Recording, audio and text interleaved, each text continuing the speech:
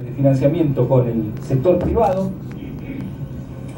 pero de los cuales la mayor parte eran vencimientos de deuda, es decir que simplemente con renovar la deuda, el único financiamiento adicional, nuevas colocaciones adicionales que necesitábamos eran de 2.500 millones de dólares, y luego sí renovar nuestro programa de letes con el sector privado. Este programa financiero, que nosotros pensamos que es absolutamente financiable aún en estas condiciones, va a ser reducido drásticamente si logramos mejorar el acuerdo con el fondo, y de eso estaremos hablando durante los próximos días en Washington con las autoridades. Con esto terminamos los detalles de nuestra presentación y quedamos abiertos a sus inquietudes. Muchas gracias. ¿Qué tal? Buen día, señor ministro. Mi nombre es Fabián Rubino, soy de América. Valoro cómo encabezó su discurso reconociendo el fracaso de sus medidas y los errores que ha cometido el gobierno en esta política económica. También valoro que se preocupen de los más vulnerables, los que más necesitan. Usted le vuelve a hablar a los mercados y quizá la gente lo ha entendido muy poco, con muchos números la gente entiende poco.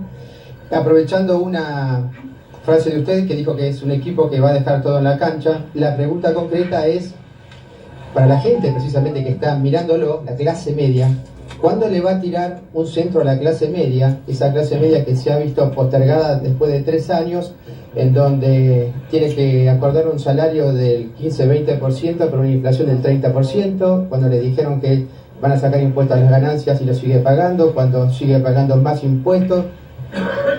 Básicamente esa es mi pregunta. Muchísimas gracias.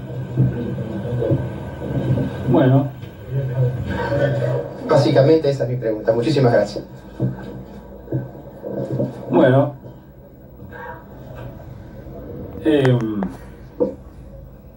Si podemos llamar la pregunta, pero la vamos a contestar con mucho placer. Las paritarias en el sector privado de ninguna manera han sido del 15%. El sector privado tiene paritarias libres, donde se han pactado acuerdos muy por encima de la cifra que usted menciona. Ahora, yo no he hablado del fracaso de nuestro programa. He hablado de dificultades y he reconocido también errores en el camino, ¿no? Y creo que es muy distinto una cosa de otra, porque también creo que hemos tenido más aciertos que errores, aunque a veces sea difícil también comprender la situación que estamos atravesando, que parte de los enormes desequilibrios que heredamos de un gobierno que saqueó a la Argentina, que la saqueó con una corrupción descarada, inédita, pocas veces vista en el mundo, y que financió en buena medida una fiesta utilizando la infraestructura que se había construido, las reservas del Banco Central, pero que dejó también una situación muy difícil para adelante. Entonces, para la clase media, nosotros trabajamos en equilibrar la macroeconomía argentina para que pueda prosperar, para que pueda crecer, para que los hijos puedan obtener una educación de calidad, cosa que no ocurre en países como Venezuela, que han continuado con las políticas que llevaba adelante el gobierno que nos precedió. Entonces es muy difícil mostrar el contrafáctico, y es más fácil pensar que quienes llevan adelante la economía son un grupo de sádicos que quieren hacer experimentos, pero yo le diría que estamos tomando las medidas adecuadas y las medidas que consideramos que son las mejores para que los argentinos puedan prosperar. Infobae. Ministro, hace mucho tiempo que lo conozco, entonces quería hacer una primera pregunta que tiene que ver un poco con esto que se estuvo hablando recién. 2 preguntas solamente. La primera es preguntarle si es verdad que usted renunció, y la segunda es si nos puede explicar cómo será el tema de las retenciones a la soja, porque me parece que es uno de los puntos más importantes de lo que usted acaba de anunciar.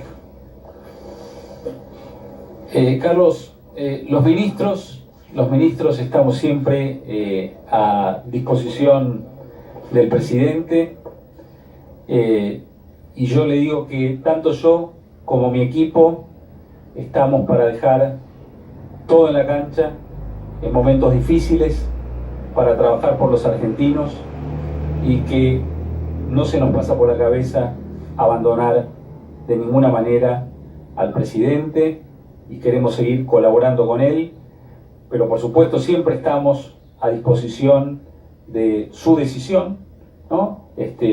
Para cuando él considere que deba tomar alguna determinación.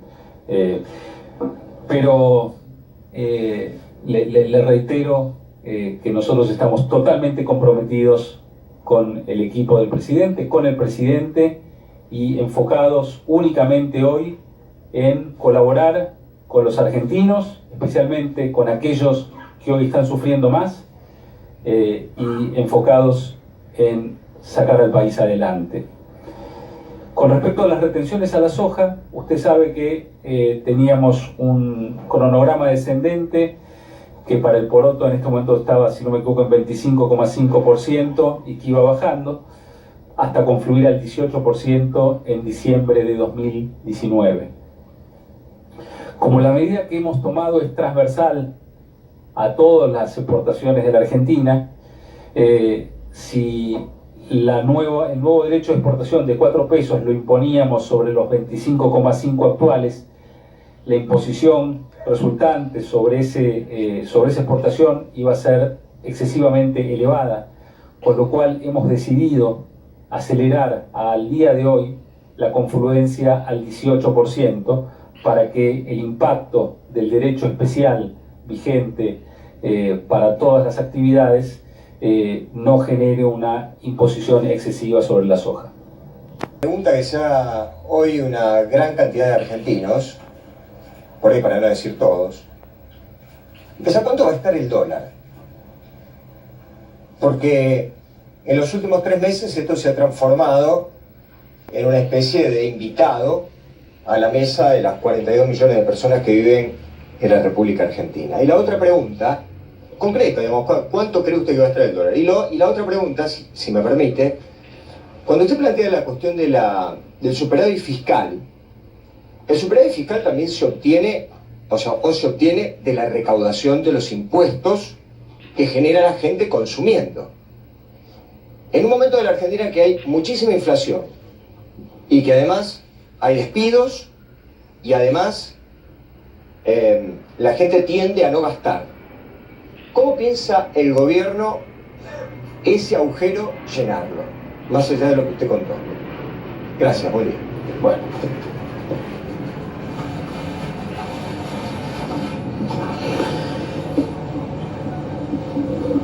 Por supuesto que no podemos dar una estimación de a cuánto va a estar el dólar, porque tenemos un esquema de tipo de cambio flotante y porque es una política que lleva adelante el Banco Central. Lo que sí le podemos decir es que creemos que claramente este nivel de tipo de cambio real, es decir, el tipo de cambio ajustado por la evolución de los precios, exagera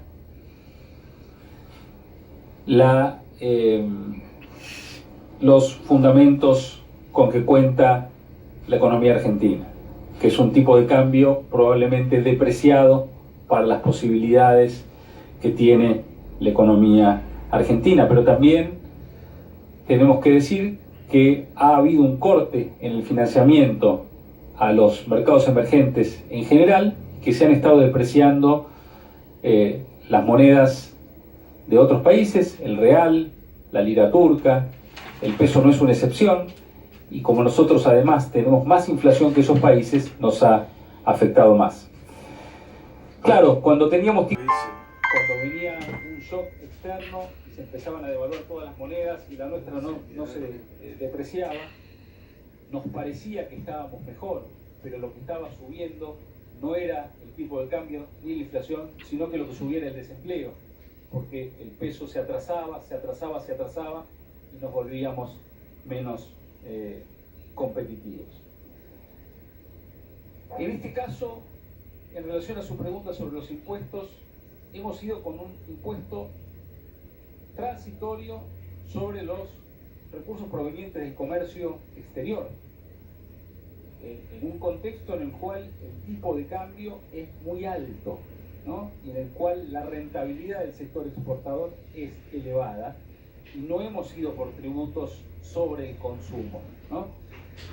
Entendiendo que para nosotros era crucial, en defensa de los argentinos, llegar al equilibrio presupuestario el año próximo, porque es la manera de garantizar la estabilidad y de ir generando mejores condiciones para la economía.